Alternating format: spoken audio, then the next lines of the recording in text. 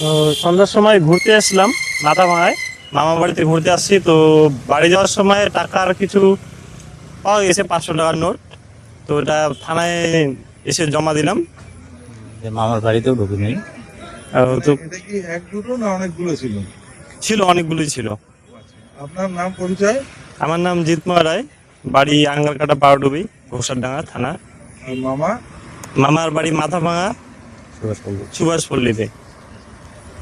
তো এই যে এতগুলো টাকা আপনি পেলেন, এই প্রথমে আপনার দেখে কি মনে হয়েছিল? সাধারণত আজকের দিনে যেটা হয়, টাকার জন্য অনেক লড়াই হচ্ছে, সংগ্রাম হচ্ছে, পালা পরিবর্তন হয়ে যাচ্ছে, রাজনৈতিক পালা পরিবর্তন হয়ে গেল টাকার জন্য। সেইখানে আপনি এতগুলো টাকা পেলেন, পাওয়ার পরে আপনার কি মনে হলো প্রথমে, এটা একটু বলুন। আমি ভাবছি যে গলির ভিতরে পাওয়া তো টাকা, তো ভাবছি যে কারো হয়তো পকেট থেকে পড়ছে বাড়িতে ঢোকার সময়। তো ওখানে তো কেউ ছিল না আশেপাশে যে বলবো। তো টাকাটা এর জন্য থানায় এসে জমা দিলাম। তো এতগুলো টাকা দেখে সবারই তো লোভ জাগবে, তাই আমি নিয়ে থানায় এসে জমা দিলাম। তো যার টাকা তার সঠিক প্রমাণ দিয়ে থানায় এসে নিয়ে যাবে। আপনি প্রথম কাকে বলেছেন এই বিষয়টা? আমি আমার মামাকে বলছি। আচ্ছা, মামার নাম পরিচয়? ইন্দ্রজিৎ সাহা, মাথাভাঙ্গা সুভাষপল্লীতে ভাড়া থাকি আপাতত, দুর্গা মন্দিরের পাশেই। আপনার পেশা কি? আমি ফুচকা বিক্রি করি। আর আপনার পেশা? আমি জেসিবি চালাই। জেসিবি চালান। হ্যাঁ, আপনাদের মাসিক আয় একটু বলবেন? 72। আপনার মাসিক, বছরে 72। ও বছরেরটা বলুন। বছরে মাসে মাসে কত টাকা আয় করেন? আমি মাসে 22-23। 22-23 হাজার টাকা আয় করেন। আচ্ছা, আপনি? আমার কত 12 হবে। আচ্ছা, মামা কি পরামর্শ দিলেন ভাগ্নাকে? ভাগনা যখন আমাকে ফোন করলো তখন আমি বললাম টাকাটা আপাতত উঠিয়ে নে। ওঠানোর আগেই আমাকে ফোন করছে যে টাকাটা সামনেই আছে, কি করব। তাই বললাম না, তুই লাইনে থাক, তুই টাকাটা উঠা।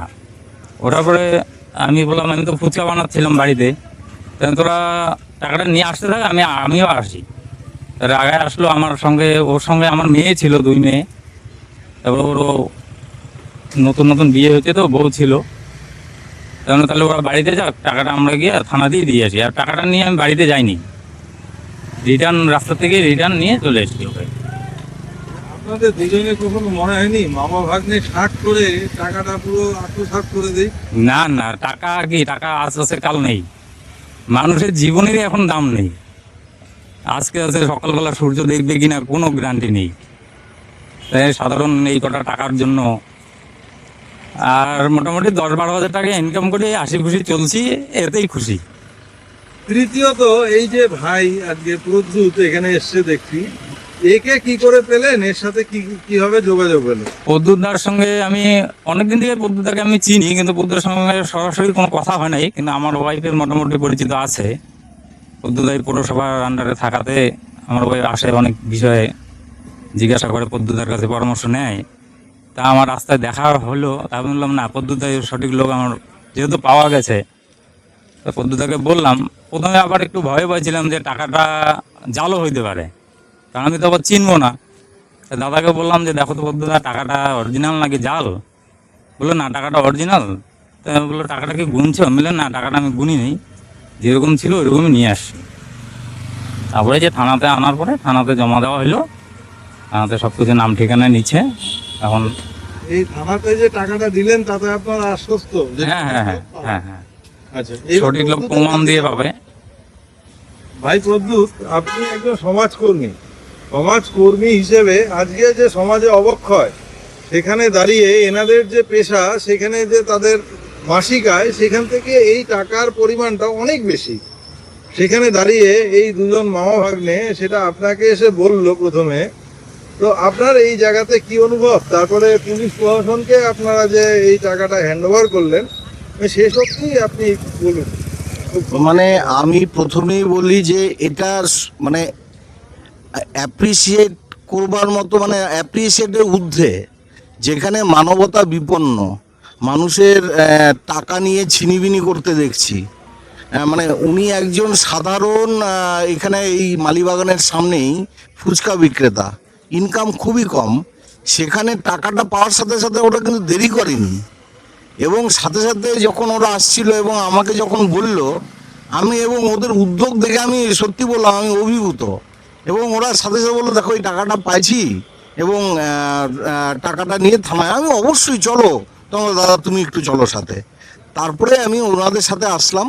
মানে এটা আমাদের কাছে একটা দৃষ্টান্ত হতে পারে বলে আমার মনে হয়, যে যেখানে মানুষ টাকার জন্য মানে মানুষের একটা জীবন নিতেও যেখানে পিছু পা হয় না, সেখানে হাতে এতগুলো টাকা পাওয়ার পর টাকাটা গোনেও নি এবং সাথে সাথে পকেটে ঢুকিয়ে দুজনে মিলে যেভাবে আসলো বিষয়টা নিয়ে, মানে এটা সত্যি মানে এটার মানে তুলনাই হয় না। মানে এটা আমাদের সমাজে এখনো মানবতা মরে যায়নি, এখনো ভালো মানুষ আছে বলে সমাজে কিছু মনে হয় ভালো কাজ হয়। এটা সত্যি ধন্যবাদযোগ্য। এবং এরকম একটা ঘটনার সাক্ষী দেখতে পেরে আমি সত্যি নিজেকেও গর্বিত মনে করছি আর কি।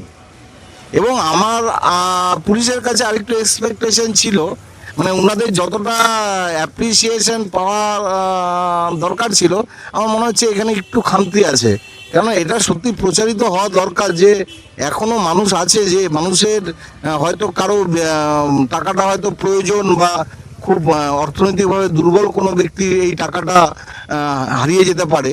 এবং আমরা চাই বা ওনারাও চায় যে সঠিক মানুষ, পুলিশ সঠিক তদন্ত করে এই টাকাটা যার তার হাতে যেন পুলিশ পৌঁছে দেয়, এটুকুন আমরা আশা করছি। আপনাদের প্রত্যেকের একবার করে নাম পরিচয়টা বলেন। আমার নাম প্রদ্যুৎ সাহা, আমার বাড়ি পচাগড়, ওয়ার্ড নাম্বার 11। আমি ইন্দ্রজিৎ সাহা, সুভাষপল্লীতে ভাড়া থাকি, দুর্গা মন্দিরের পাশে। আমি জিতময় রায়, আমার বাড়ি আঙ্গারকাটা পুরো পাউডুবি, থানা ঘোকসারডাঙ্গা।